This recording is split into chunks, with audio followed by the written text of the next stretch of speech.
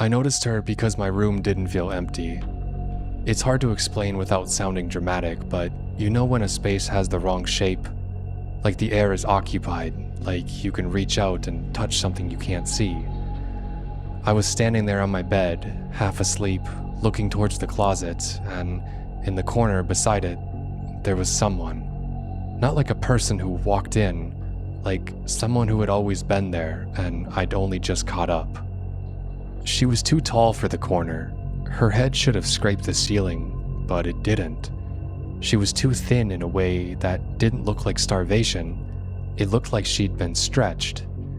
I stared, waiting for my brain to fix it. Then she smiled. It wasn't a grin. It wasn't hostile. It was the kind of smile you give someone when they finally make eye contact. And then very slowly, she blinked. I blinked back on instinct. Then the corner was empty. I stood there, shocked, for a full minute after, trying to decide if I'd seen anything at all, because the room looked normal again. Boring, familiar, like it was making fun of me. The next night, I saw her again. Not in the corner, in the crack of the bathroom door. Just a slice of her face where no face could fit. You know that thin line of darkness between the door and the frame? When it's not shut all the way? That space. I could see the tile through it. That's how small it was. But there was an eye there, not peeking like a prank, just present, watching. And the worst part was, it didn't feel like she was trying to hide. It felt like she was demonstrating, like she was showing me what she could do. I stepped closer without meaning to, the way you do when you're trying to force your own fear into logic. The gap fogged slightly, like someone had breathed on the glass. I jerked back so fast I clipped my hip on the sink, and when I looked back again, it was only a door, only a gap, only darkness. After that night, I started noticing every narrow space in my apartment. Not because I wanted to, because my eyes wouldn't stop doing it. That space between the fridge and the wall, the crack behind the dresser, that thin shadow underneath the bedroom door at night. They all stopped feeling like shadows and started feeling like entrances. On the third night, I heard something from the bedroom. A soft dragging sound. Not footsteps, more like a fabric moving over the carpet, slow and careful. I stood in the hallway and listened. The fridge clicked off. The whole apartment got quieter. And then I heard a breath, not coming from the room, coming from inside the wall. That's the moment my body finally caught up. Because you can explain a shadow in a corner. You can explain being tired. You can even explain seeing a face in the crack of a door if you're desperate enough.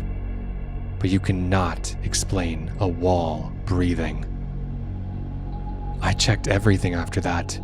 Every lock, every window, every closet, under the bed, behind the shower curtain, like I was gonna find something obvious and laugh at it. Nothing. And the more normal everything looked, the worse I felt, because it meant there wasn't an easy answer. I went back to the bedroom and stood there, by the corner where I'd first seen her. I didn't see anything, but when I stood perfectly still, I could hear a faint, shifting sound, like someone adjusted their stance, like weight settling right there in the place that looked empty. The fourth night, I left the lights on and waited. I told myself if I could catch it clearly, I could break whatever was happening. That's what I believed. Hours passed. Nothing happened. I started to relax, and then the closet door creaked. Just a few millimeters. Not opening, not closing, just moving like something leaned against it inside and changed their mind. I opened the closet right away, no hesitation. Empty. Clothes hanging normally, boxes where they should be, nothing disturbed. Then I noticed it, the gap behind the back panel. a thin space between the drywall and the closet frame, only a few inches wide, a place you'd never think about because it becomes useless, too narrow for anything living. I leaned in to look. The air coming out of it was warm enough to fog my breath, and something inside took a slow inhale. I froze, my face inches from the gap, and for a second I had an awful thought that she was right there, just on the other side, inhaling in sync with me, like a mirror. That night, I jammed a chair against the closet door. It felt childish, but it made me feel better. I woke up before sunrise to tapping, not on the window, on the wall beside my bed. 3 taps. Pause. 3 taps again. Not loud, patient, like knocking from inside to see if I was awake. After that, I stopped sleeping in that bedroom. I slept on the couch with the living room light on. The bulb stayed hot all night. I kept the TV on low because the silence made me feel watched. I told myself this was smart, and that I could control it. On the 6th night, I saw her in the living room. Not her face, not her smile, just an arm folded into the space between the couch and the wall. That space is less than a foot wide. You can barely fit your hand down there to grab the lost remote. Her shoulder was in it too, like her body had been poured into the gap. Her arm bent in a way it shouldn't. Her fingers were flat on the floor. They twitched once, pointing at me, not aggressively, like instructions, like, "You're next." The next morning I packed a bag. I moved fast because slow movement made me imagine her watching. On my way out, I noticed something, and I almost convinced myself it was my imagination. The gaps looked wider. The cracks under the bedroom door looked darker. The closet gap looked deeper. Like the apartment was changing shape around her. Like it was making room. That night I stayed at a friend's place. I didn't tell him what was going on, just that I needed a place to crash for a few days.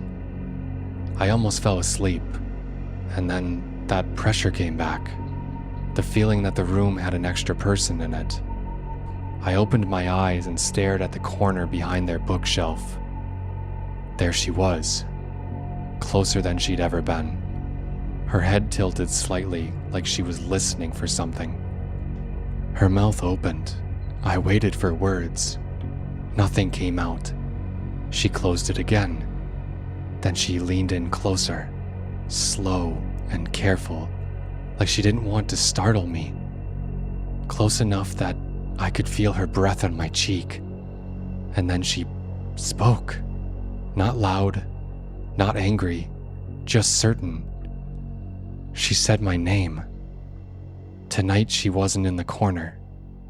She was standing behind the door, and she knew my name.